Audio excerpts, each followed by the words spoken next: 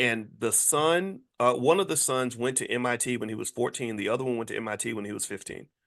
This is from the same family. I think now, one of the last time I talked to them, one of the sons was like 28, and he had a medical degree and he had a PhD at 28 years old, right? So when we're in the right environment, we can compete at the highest levels. When we're not in the right environment, we end up looking like losers. We end up looking bad. And I personally think that that the idea of being competitive is something that requires you to not depend on your competitor to prepare you for the game.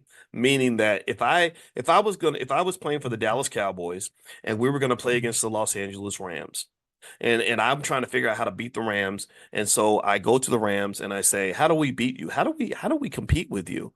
Right? And they're going to give me all kinds of information, but it's going to be the wrong information. Well, why is that? Well, because we have a conflict of interest. They have no interest in seeing us defeat them. So if we're dumb enough to say, well, can you show us how to beat you?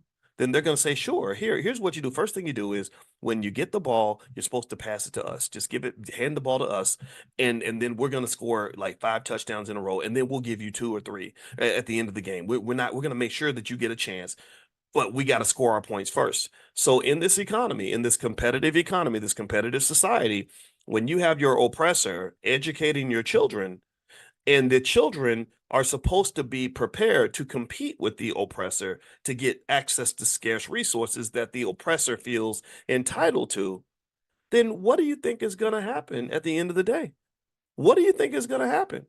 I mean, you really can't assume that anybody can prepare black people to compete with the world except black people. That's it. That's it. That's common sense. I remember, did I ever tell y'all that story about when I was 7 and this boy named Warren like tricked me out of my money? I don't know if I told you that story. Let me tell y'all this story. I'm pissed off.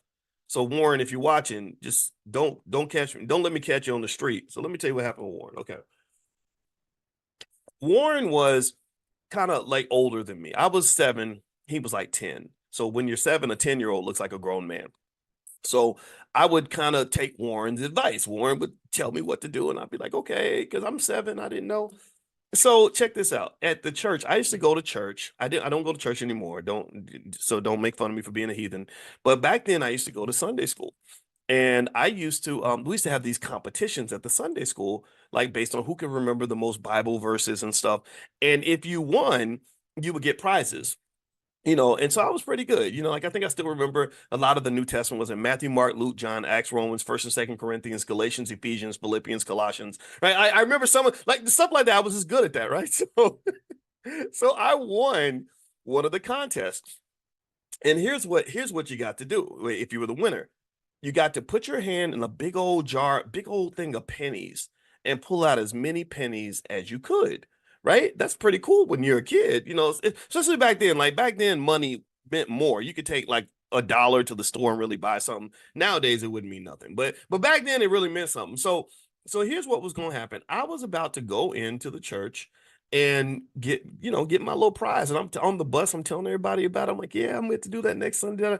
So Warren, this son of a bitch, he says, well, why don't you let me grab the pennies